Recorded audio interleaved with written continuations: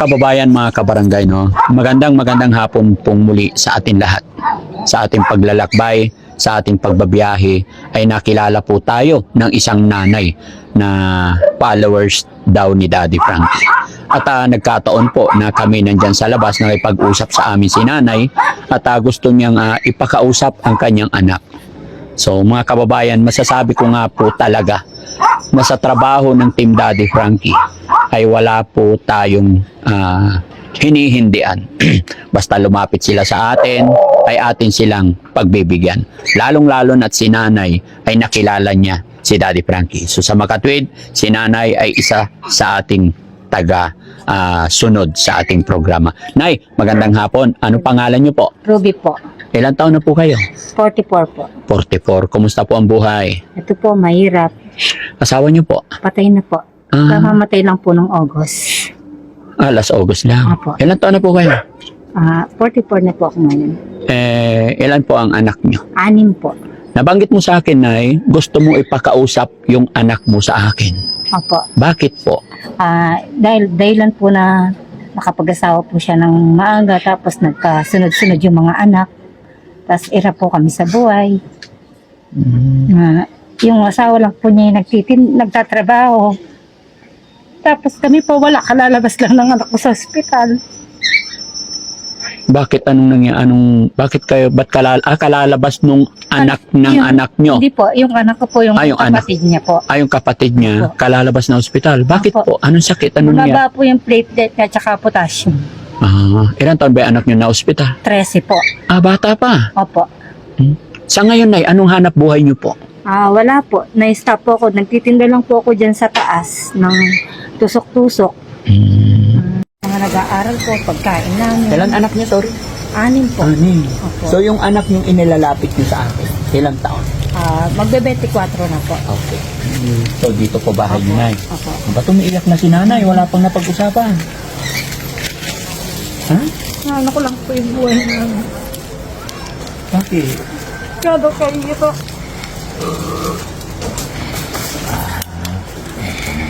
Sige, Nay, ha? Bago ka umiyak, kausapin ko muna yung... Dapat ang nilapit mo, ikaw na lang. Bakit yung anak mo Isa lang naman po kami sa tirahan. Ay, isa lang kayo. Opo. Dito lang kayo. Opo. Sige, Nay, pasok tayo. Tawagin mo yung anak mo. Ang kababayan na. Ipapayo ko sa'yo, dapat hindi ganun kasunod-sunod. Opo. Anak, kasi isipin mo, 7 months yung baby, tapos yung nasa tiyan mo, 6 months, talagang dikit-dikit. Opo. Tapos bata ka pa, sabi mo, 5 na yung anak mo. Opo. 5 to. O, diba? Mas lalong mahihirapan. Ano bang trabaho mo dati? Sa bar po. Sa bar. Ilang taon ka nung nagkaroon ng first baby? 15 po. Magsa-16. Running 16. Opo. Underage pa, pag Opo. 15. Tutusin po, 11 years old. Nagkaroon po ako ng ka-live-in partner. Tapos nakapagtrabaho po ako sa bar, sa walking street. Nagtatrabaho ka sa walking Opo. street. Sa dinami-rami ng pwedeng mapasukan, lalo na't bata ka pa. Bakit sa ganung trabaho ka napadpad? Opo. 24 years old. Kumusta naman ikaw? Medyo hindi rin po okay. Bakit mo nasabing medyo hindi okay? Dahil sa hirap po ng buhay. Sa sitwasyon po namin. Ano ba ang trabaho mo? Ngayon po wala.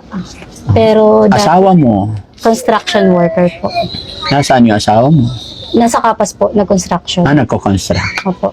Kahit na construction yan, basta masipag, Opo. mga karaos din. Pero ipapayo ko sa'yo, dapat hindi ganun kasunod-sunod. Opo. Anak, kasi isipin mo, 7 months yung baby, tapos yung nasa tiyan mo, 6 months, talagang dikit-dikit. Opo. Tapos bata ka pa, sabi mo, 5 na yung anak mo. Opo. 5 to. O, diba? Mas lalong mahihirapan. Ano bang trabaho mo dati? Sa bar po. Sa bar. Opo. Nagtatrabaho ka sa bar, pero buntis ka, tapos may baby na 7 months. Paano nangyari? Dati po, year 2019.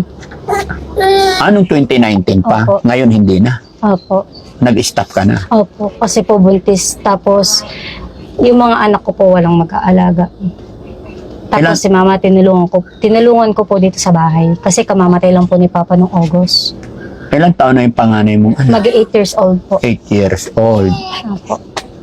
Ilang taon ka nung nagkaroon ng first baby? 15 po. Magsa 16. Running 16. Opo. Underage pa, pag Opo. 15. Paano ka nagkaasawa ka, 15? Hindi. Sige, okay. Okay lang ba? Ikwento mo sa akin yung buhay mo? Opo. Saan nagsimula at paano nagsimula ang buhay mo? Bakit mo nasabing hindi okay? Kasi bata ka pa eh. Tutusin po, 11 years old. Nagkaroon po ako ng ka-live-in partner. Sumama po ako sa kanya sa Bicol.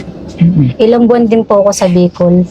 Tapos, hindi rin po maayos yung pagsasama namin. Dahil po, Ma-interrupt lang kita. 11 years old, Opo. nakipag-live-in ka na, Opo. bakit mo nagawa yun? ano po, katigasan ng ulo. Hindi po ako nakikinig kila mama at papa. Pinaaral po ako nun ni papa, pero hindi po talaga. Talagang inuna ko po yung, parang lukso po ng pag-ibig ganun. Yun po yung inuna ko po. Lukso ng... Damdamin po. Okay.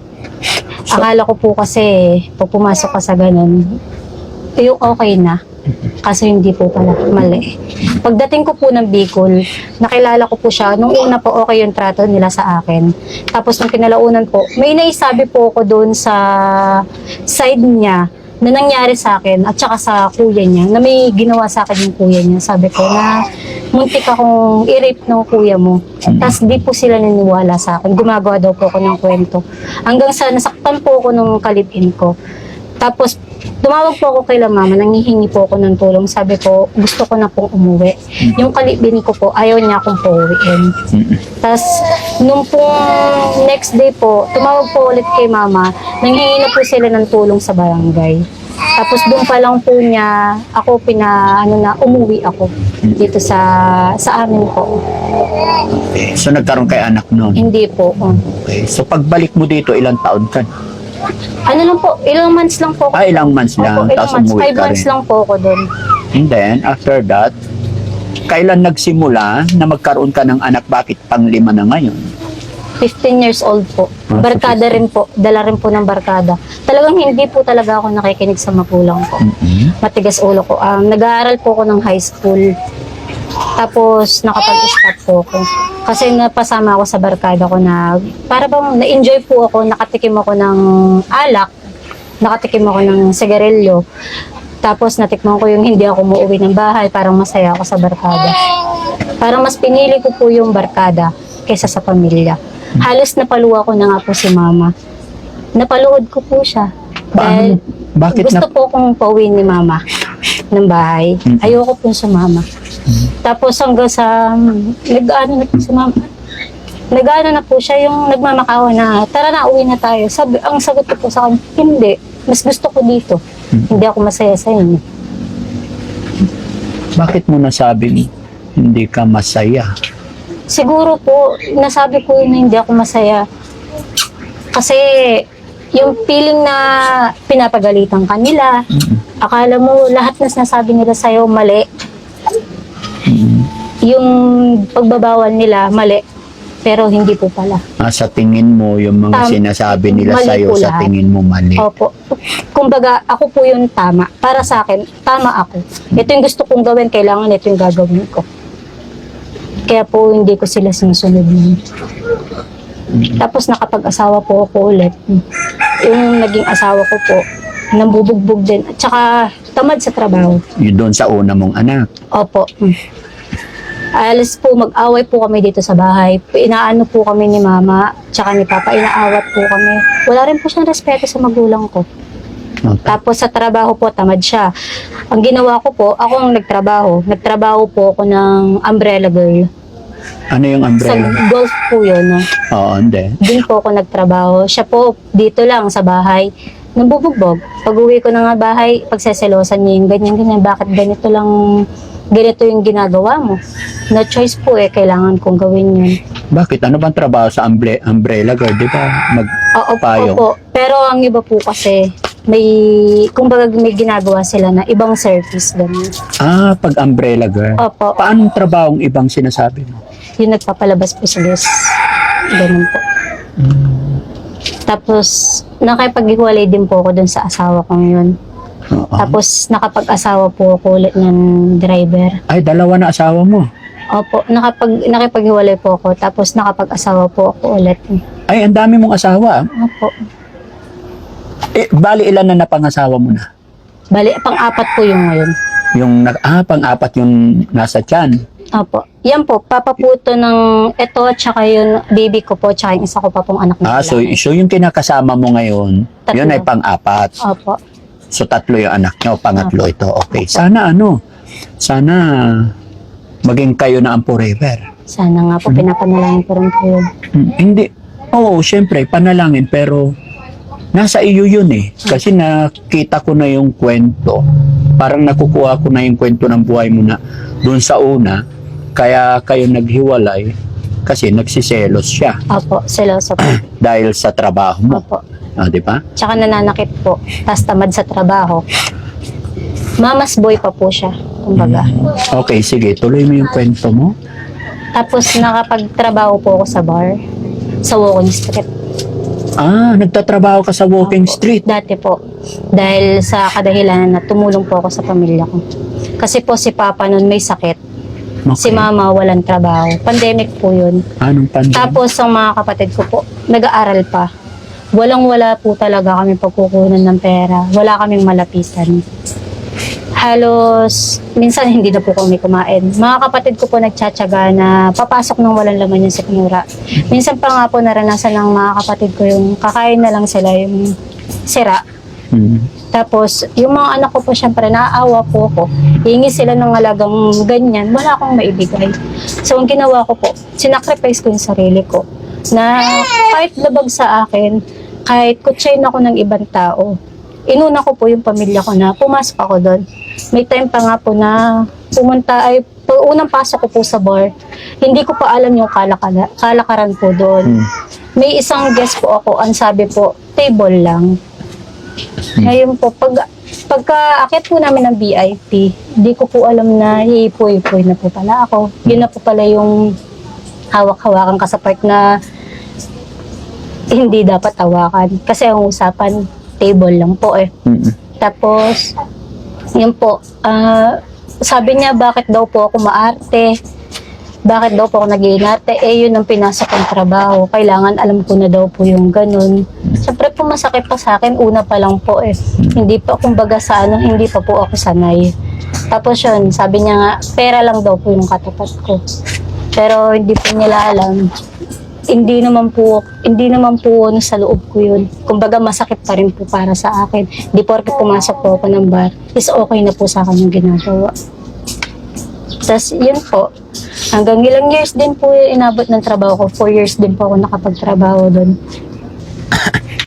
So yun mga kababayan, ma-interrupt ko lang si ate. Mga kababayan, ako'y magpapasintabi po sa mga nakakapanood.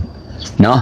Mga kababayan, hindi ko rin inaasahan na maging ganito yung kwento ng buhay ni ate. Maging ako man ay nagulat po. Pero gaya ng aking sinabi mga kababayan, hindi po namin ito inilalabas ng mga ganitong kwento para ipagyabang or anuman. Ang purpose lang po namin is para kapulutan ng aral, para hindi po pamarisan na ibang mga kabataan.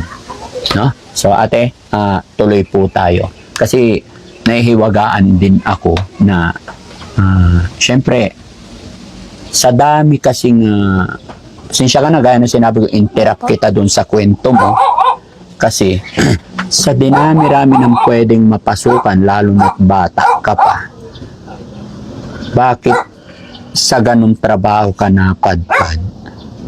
Hindi ka ba pinigil ng mga magulang mo or wala ka bang mga pinsan na nagtatrabaho sa ibang lugar para doon ka mahikayat? Bakit sa edad mong napakabata pa, bakit doon?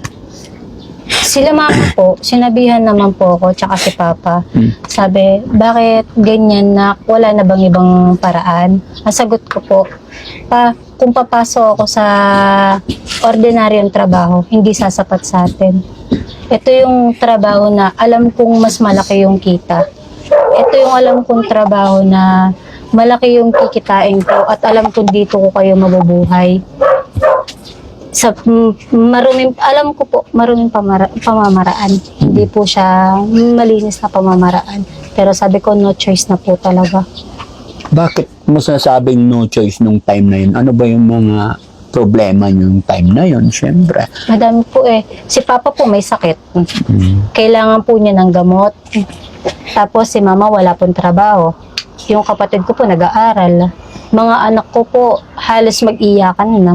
Mm. Halos wala na po akong may bigay sa Anong kanila. time na yun may anak ka na? Ilan na ang anak mo nung time na yun? 3 na po. 3 na. Apo. Okay. So, matanong ko lang, kasi magkano naman ang kinikita nyo halimbawa sa isang